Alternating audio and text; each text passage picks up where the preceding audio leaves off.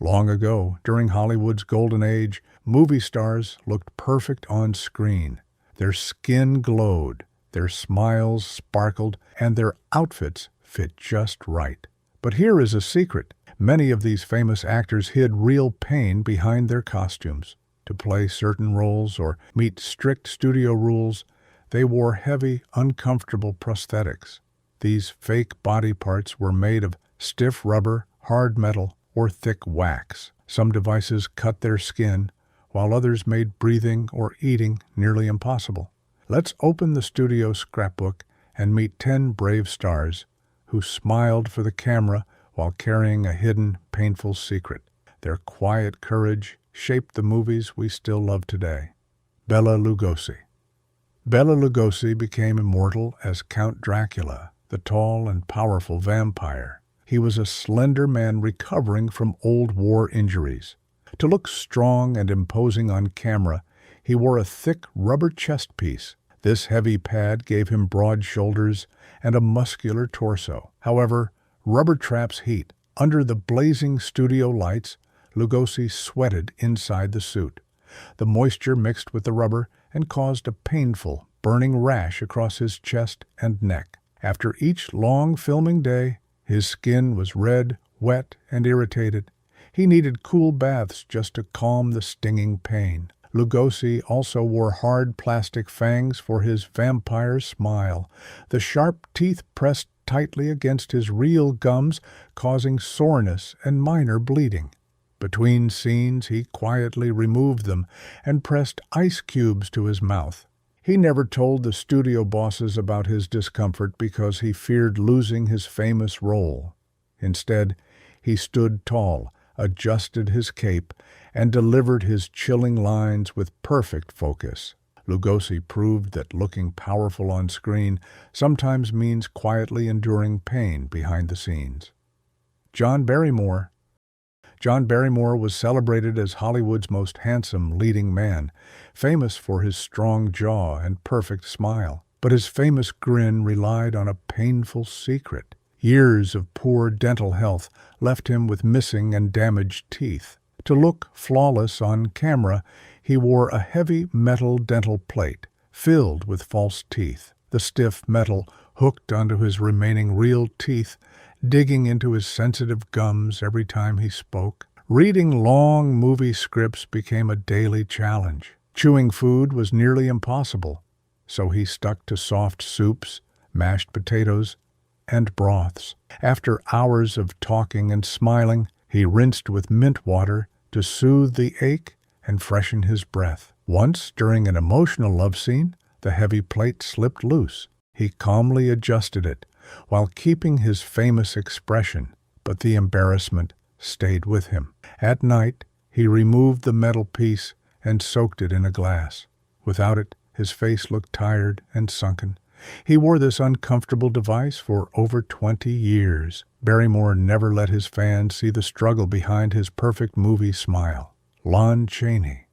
Lon Chaney earned the nickname the Man of 1,000 Faces because he could transform into anyone, but his magic came with real pain.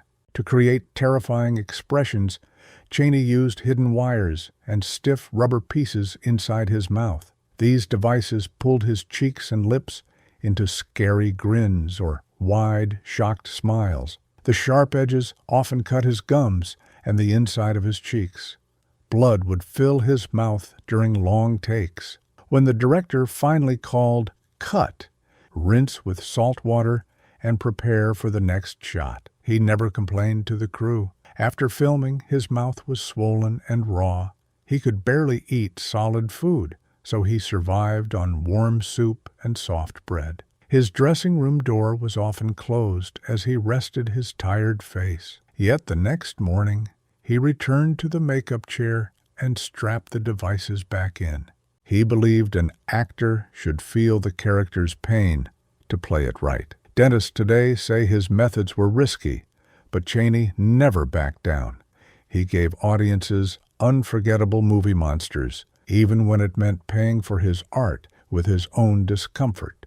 Marlene Dietrich.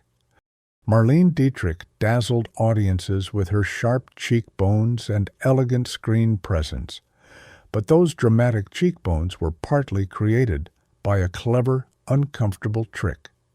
Before filming, she tucked small, firm rubber pads inside her mouth. This pushed her skin outward, creating the sleek, model-like look directors loved. However, the pads made it hard to close her mouth naturally. She spoke carefully to keep them in place, and her jaw grew tired after just a few takes.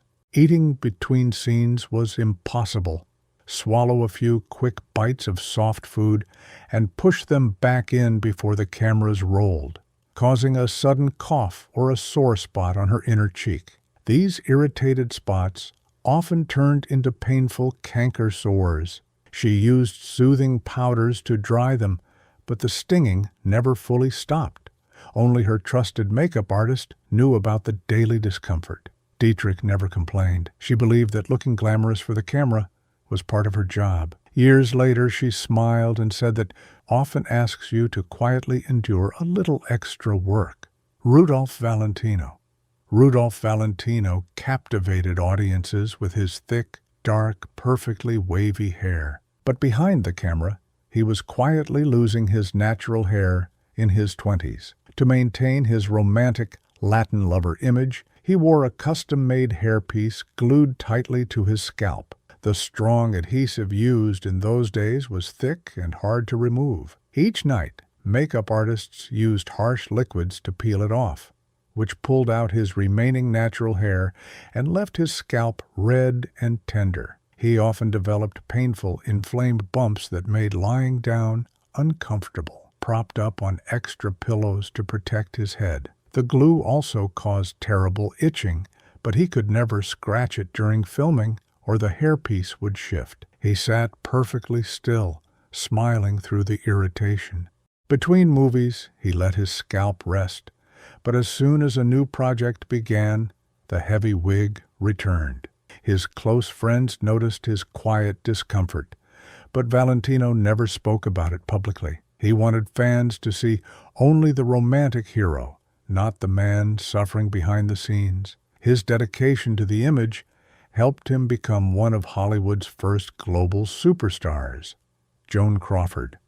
Joan Crawford was famous for her striking looks and perfectly shaped figure. To achieve her famous tiny waist and wide shoulder silhouette, she relied on heavy, structured undergarments. These were not simple corsets. They were tight, rubber-lined supports that squeezed her middle and pulled her posture straight.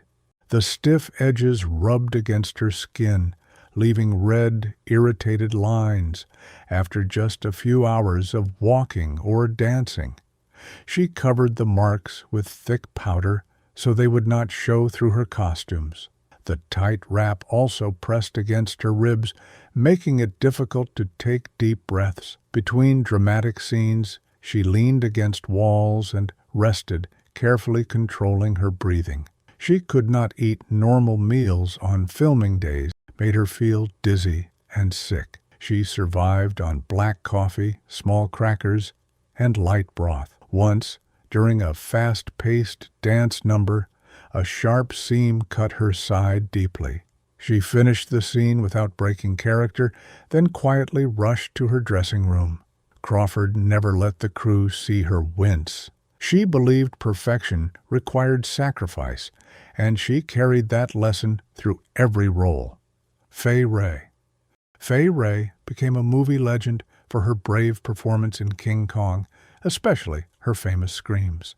To match her delicate screen image, she wore a stiff, steel-reinforced corset under her costumes. Unlike modern fabrics, this corset used hard metal stays, and the metal pressed firmly against her ribs and lower stomach, allowing only shallow breaths. When she ran across sound stages pretending to flee danger, she was actually gasping for air. The rigid edges left dark bruises that faded slowly between filming days. She also wore the corset during meals, which meant she could only eat tiny portions. A full plate of food would make her feel sick and lightheaded. On one exhausting day of filming, the restricted breathing caused her to faint. The crew quickly brought water, and she rested for a few minutes before standing back up to continue. She never asked for a lighter costume because she wanted to deliver the best performance possible. Years later, she admitted she could actually feel her ribs pressing against the metal. Still, she smiled and said the role was worth every difficult moment. Charles Laughton. Charles Laughton delivered one of cinema's most unforgettable performances as Quasimodo in The Hunchback of Notre Dame.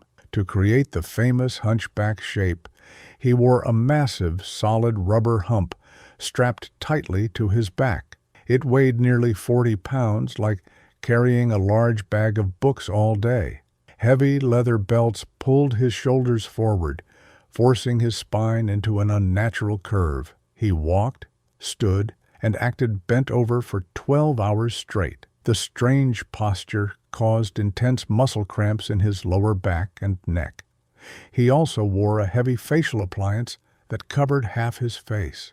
The strong glue needed to keep it in place irritated his skin, causing painful breakouts. Because the mask limited his expressions, he had to act using only his eyes and voice. The full costume took 3 hours to apply each morning and 2 hours to remove.